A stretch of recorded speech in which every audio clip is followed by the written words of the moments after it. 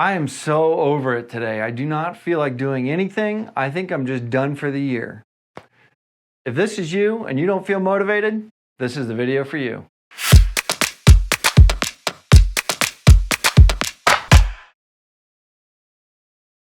What's going on, everybody? Kyle Powers here with the Elevated Realtors at eXp Realty. First off, thank you so much for checking out our channel. We really do appreciate it. If you haven't done so already, go ahead and hit that subscribe button. Go and hit that little bell so you get notified of any future content, and give us that like because that helps us grow the channel. Okay, so first off, thank you again for checking the channel out. If you have any questions at all about the real estate industry or real estate business, please reach out. My number is 785-477-5485. My email is kyle@homesforsalemhk.com. We are realtors helping realtors elevate the real estate industry to a much higher level. So if you need anything buyer related, seller related, anything related, please reach out. We are here to help. So you are having trouble staying motivated. Perfect. Welcome to the club. So in this video today, we are going to cover the 5 ways to stay motivated as a real estate agent. Okay, so number 1, understand everybody goes through that, okay? So just understand you are not alone. I've done it so many times. I've been in the business now for 7 years, and so many times I get so tired by the end of the year, into the selling season. And it's just like, you know what? I'm done. I'm spent. I have no more left in me. I got nothing left. That's okay to feel that way, first off. So it is okay to not feel motivated. I get it. I hear you. I see you. Call me. We can have a support group about it. But today I want to cover what I've done in the past to actually help myself throughout the ways and making sure that you stay motivated all the way to the end of the year. So number 1 on my list is know your why. Why are you doing this? Why are you doing this to be in this business? Why are you going through all of this every single day, every single night, going through the bad clients, going through the good clients, getting through all of that stuff? Why? That is by far the biggest and most important thing that you can ever go through or know is know your why. Okay, first off, now a book that I'm reading right now, and I think you guys should read it as well, is literally called Start With Why. Start With Your Why by Simon Sinek. So far, excellent book. I'm not finished with it yet, but I will tell you, starting back to when I first started in the industry. So I started in 2015. In September of 2015, we found out that we were pregnant with our first kid. So brand new agent, had no industry knowledge, had nothing going for me as far as it all went. And I said, holy shit, what am I gonna do? My why was there. Like, that was a simple why. I was having a baby, I was making no money, my wife didn't make enough money for us to retire on, so I had to pull my bootstraps up and I had to get after it. So literally, I kid you not, I had 3 things going for me at that point in time.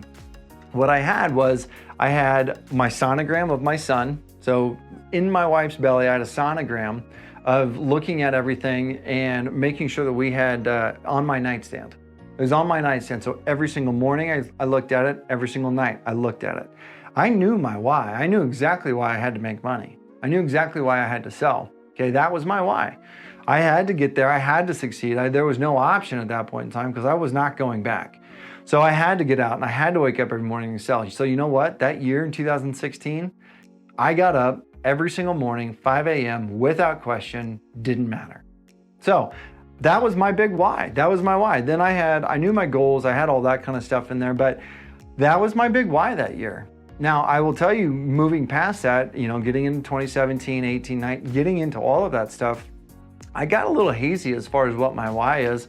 And now I'm starting to reevaluate what that why is. Obviously, I want to provide for my family. I want to do all that kind of stuff, but I'll be the first one to tell you, I have not always had my why. I didn't always know it. I still don't have 100% clear picture of what I want to do every single day, every single week, every single month to make sure that I continue to do this. Because I'll tell you, as I'm filming this in July, mid-July, I've sold 47 houses this year, which is excellent. I'm not complaining about that. I'm really happy that I've got that.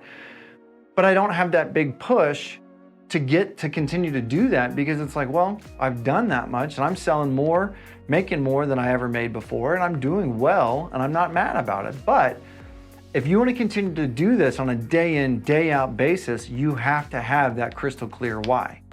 And I will tell you from experience, it is okay not to know, but you need to know eventually.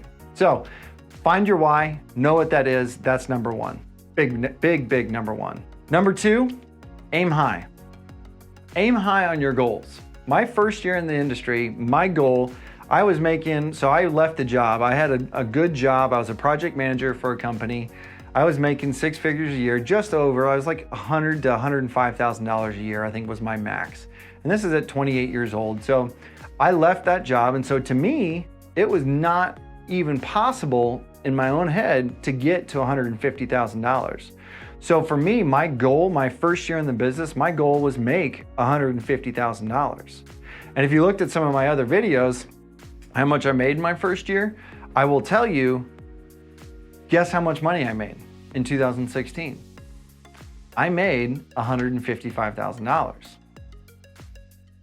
Okay, which is great. Again, don't get me wrong. I worked hard. I did my thing. I did all that stuff. I worked and worked and worked. But if I would have aimed higher, if my goals would have been 300,000 or 200,000 or whatever that extra goal is, I probably would have met it. Or if not, I would have fallen short at 180,000 if I'm aiming for 200, or I would have fallen short at 280,000 if I'm aiming for 300. But I wasn't aiming that high. I needed to make, in my head, I'd never made more than $100,000, so I needed to make $150,000. So know where you're aiming and aim high. If you only need to make $50,000, that's fine, that's a good wage. Make $50,000, aim for 100. What's gonna happen if you don't hit 100? You might hit 75, but you sure as hell beats 50. So aim high.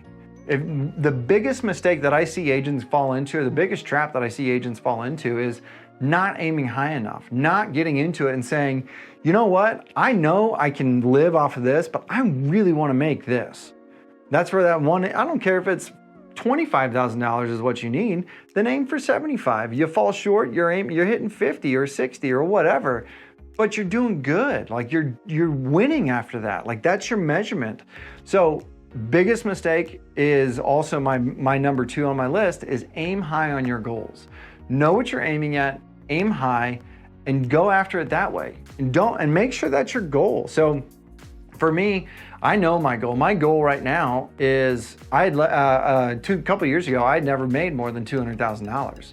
So my goal in 2020, my goal was to make $200,000. But I aimed at 300. You know how much I made? I made 275. Because I aimed at 300. I was good. I know I wanted to hit 200, but I was aiming at 3. I fell short of my goal, and that's okay because I was aiming high, and I fell short, but I fell short at 275. That's okay to do that, to fall short of your goal, especially if you're doing a reach goal. So reach high, aim high, shoot for those. That's my number 2. Number 3, power in the pause. This is all part of being motivated, you guys, because you have to take a minute. And I am one of the biggest proponents of this right now. I worked and worked and worked and worked and worked and worked, and then I would work some more because I know that I needed to work to get those goals. And that's fine, but here's the thing that I've learned over the last couple of years is you can burn yourself out. I will tell you at the end of last year, end of July last year, I was done. I had surpassed my goal at 52 houses. Yes, I know it's a short goal, but I passed my house goal at 52. This is why I say aim high. My goal last year was to sell 1 house a week. I did that all by July. After July, I was done. I was burnt out. I was tired. I couldn't do much. My end of the year last year was 68 houses. That's not a lot, especially when you think about the first half of the year, I sold 50 plus. So I ended the year with 68 houses. That's it. And so having that aspect and being able to stop and take a pause, take a minute, take 30 minutes a day to yourself, whether it's in the morning or evening, I don't care what it is, take that pause. Take 1 hour a week, take 1 day a month, take a weekend a year, or whatever it is, have your me time. I don't care if it's 1 hour, 2 hours, 3 hours, have that time. Like for me right now, mine is a couple hours because I want to go play golf. Whether it's with somebody or by myself, I don't care. It's not thinking about work. taking that time and re-energizing yourself. So for me, big one is golf. That's one for me that I always go into, or woodworking. I love to go in and woodwork and just kind of shut my mind off. And even if it's not woodworking, like another one for me is going and laying flooring, doing flip houses, doing all that stuff. That's me shutting my mind off to re-energize. That fills my cup to where I can go then pour into other people as far as clients and making more calls and doing the extra mile and doing the extra work to make sure that we are doing that stuff. Because that's the thing, guys. I don't care if you have a Lamborghini, but it has no gas, my freaking 2010 Chevy truck is gonna beat that Lamborghini because my truck's full, okay? So here's the thing. You have to take that time for yourself. You have to give yourself that break. Maybe it's going to concerts. Maybe it's going to, getting a massage every week. Maybe I don't care what it is, whatever fills you up, that's what you need to be doing. Power in the pause is one of the most important things that you can do for yourself, for your family, and to make sure that your business grows. I know it's counterproductive. Trust me, I fought it for years, but it is one of the best things that I've implemented in my business. Number 4, set your goals with action plans. If you set a goal and say that I want to make $300,000 in a year, that's a dream. That's not a goal. That's not an actionable item. So that's a dream. So now take that and say, okay, to hit that, I need to do 10 calls a day. I need to have this many conversations a week. I need to have this many closings a year, and break that down and have those action plans for you. So set your goal, break it all down. Like, okay, my average sales price for me is $273,000. So if I know that I make, I don't know the math on this, but $5,000 a transaction, take $300,000 divided by 5,000. I now know how many houses I need to sell. There's an actionable item and big number of what I need to sell to hit my goal. Then take that step take it further and take more and more steps and just say, okay, I need to do this in order to get one closing. So then you know that you need to do that 10 times, 20 times, 50 times, whatever your number is. That is your action plan. You know what you're doing at that point in time. Like it's just a checkbox. Just check it off the list and you're good to go for that day. As long as you do those things and do them consistently, you're gonna win, you're gonna be fine. So make sure you do that, making sure that you have that aspect of it and know what your action plan is so that you're not out here dreaming and next thing you know, you only made 50 grand when your goal was 300, okay? So number 4, set a goal, have an action plan, okay? Have a goal, have an action plan, not dreams, and then review them. Number 5 on the list really kind of goes to that aspect of number 4 as well, but break it down to smaller, manageable items. You don't need to go, if you're going to lose weight, if you're going to sell more houses, you don't need to say, okay, I need to do this one massive thing and I need to change my entire life and know that it's not gonna happen. No, make those small changes, and over 365 days, I guarantee you, if you stay with that, you will, 1, you'll stay motivated. 2, you're gonna have an actual game plan of what you're doing, and you're gonna see the progress, which is gonna keep you motivated.